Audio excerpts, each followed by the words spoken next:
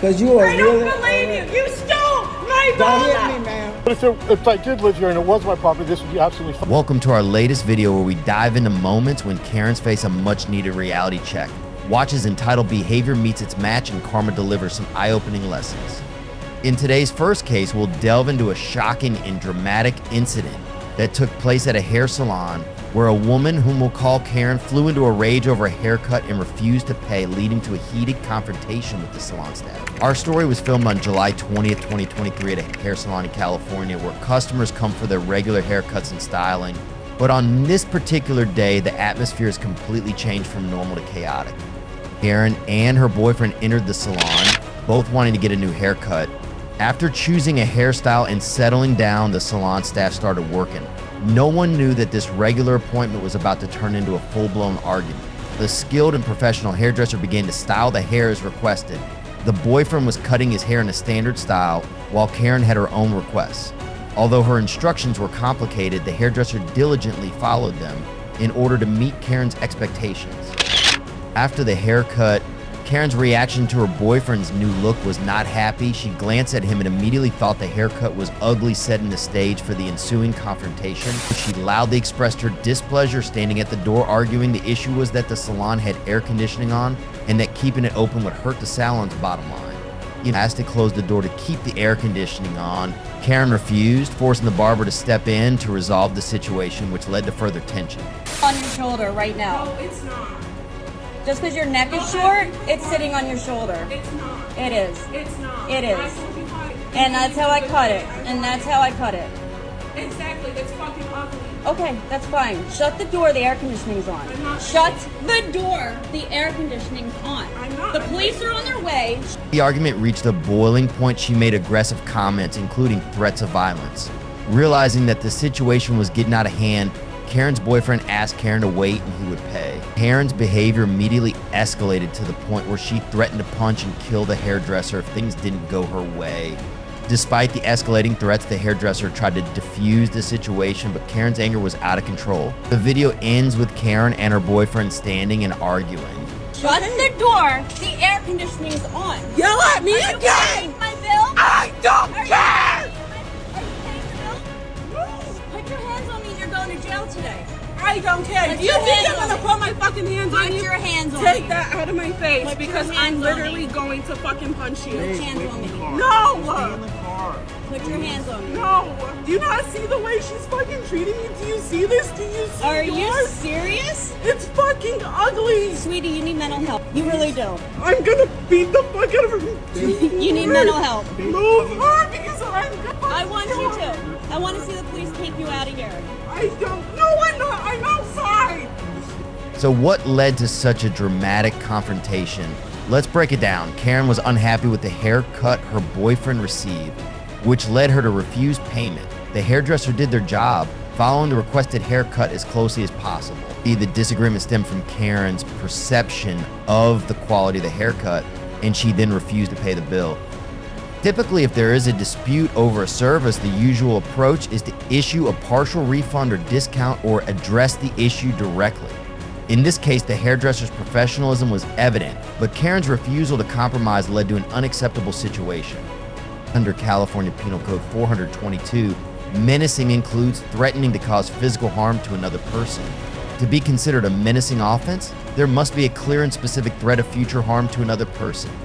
The law clearly describes that offender must have the intention to threaten another person by words or actions. The victim must feel immediate fear and believe that the threat will be carried out. Karen's actions in threatening to kill and punching the barber violated this law. Menacing under Section 422 is punishable by criminal penalties, including up to 3 years in state prison, and may be punished by fines or other measures as determined by the court. Seems like this girl just landed herself in hot water, but wait until you see this next case where things might get even worse. On December 28, 2022, an incident involving the delivery person in question occurred in Midtown Atlanta. The scene was set for a confrontation that quickly escalated into a public spectacle. Our story begins with a woman, angry and accusatory, accusing a black man of stealing her package. In the video captures the woman's loud and aggressive behavior. She is seen confronting the delivery person, accusing him of stealing a package that she claims contained valuable jewelry. Ain't going anywhere. anywhere. Well, I didn't take the package. She needs to call Fetch and deal with Fetch, but she's not going to threaten me and she's not going to hit me. And if she touch me, I'm going to knock her out. The delivery person is calm but clearly frustrated, repeatedly denying the accusations. He told her, "I never stole anything. I don't care what you do. I didn't steal anything from you." In a disturbing escalation, the woman insisted that the man search her pockets to prove his innocence.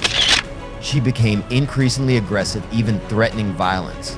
At one point, the man warned her, "If you touch me, I'll knock you out." His reaction, though extreme, reflected the tense and hostile atmosphere he endured. Because you are I don't really... believe you. You stole my Don't hit mala. me, ma'am. Don't you hit me. You Don't stole hit me. my mala. I never stole anything from I'm you. reporting this to the fucking landlord. I don't care what you do. I didn't steal anything from you. I really don't care. Everybody, Max is a bunch of thieves. The delivery man began recording the incident, a move that would later prove crucial. He filmed her rage, not only capturing her erratic behavior, but also serving as evidence against her accusations. He calmly stated that he was recording the interaction, a decision that underscores the importance of documenting such encounters in today's world now. You need to get you some medication. No, I don't. Oh, yeah, you need do. to do your job. I am You want me to definitely smile? 100% reporting you. You stole my jewelry out of this package. Girl, I I'm am not happy. happy. Empty your fucking pockets. I'm not emptying nothing. In the video, one of the neighbors heard the noise in the hallway and came out to see.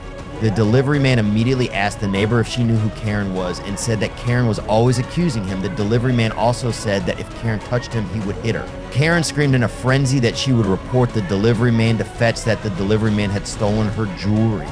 The delivery man immediately agreed to this idea because he knew he had not stolen anything and he really needed to go somewhere else to make the delivery.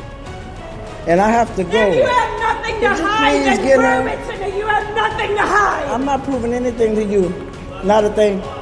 Actually, you If do. you touch me, I'm 'Cause gonna it's knock you all out. over online and Fetch If steals you stuff. touch me, I'm gonna knock you out. Empty your fucking pockets. I'm not emptying anything, ma'am. Karen did not let the delivery man go. She kept blocking him despite the neighbor pulling her away. She yelled loudly in the hallway and accused the delivery man of being a thief. This caused a black neighbor to come out and stop the situation. The female neighbor also said that if she was so sure, she should file a report. Not happy. It was beautiful jewelry and you stole it. Exactly. Thank you. Thank you. Thank you, ma'am. I appreciate it. Perhaps the presence of the black woman had shown some authority, causing Karen to immediately leave in anger. At the end of the recording, the black neighbor sarcastically made an apology gesture to the delivery man and said that on behalf of the white people, I sincerely apologize. Karen had completely become the butt of the joke in this situation.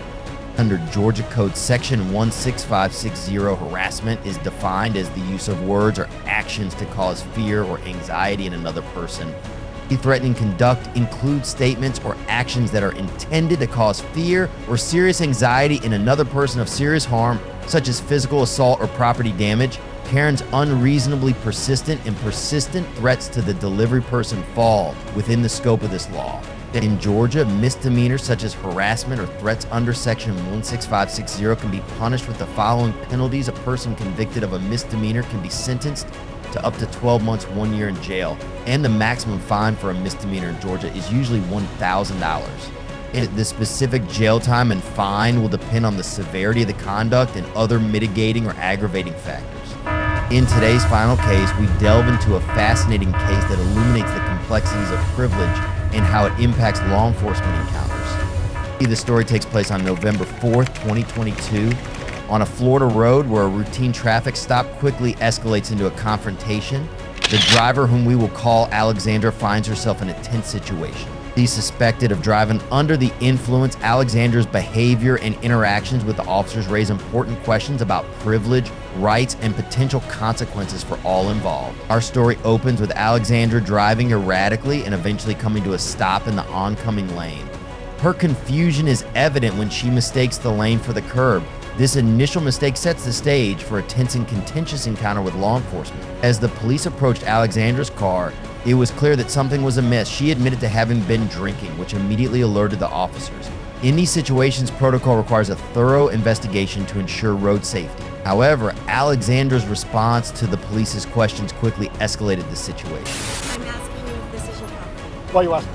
Because it's private property. Because it's private property, So, sir. for you to take some private property, you're free to shoot. No, you leave But the... not on people's property. Okay, Absolutely. Sure. Just respectfully. sure. So we're just saying. Take me home, she insisted, dismissing the police's explanation of how the arrest had occurred, and her request was accompanied by an entitled tone, suggesting that she believed her status or connections would exempt her from the consequences of her actions. The officer's response was firm but measured. He explained that taking her home was not an option and that she needed to follow protocol.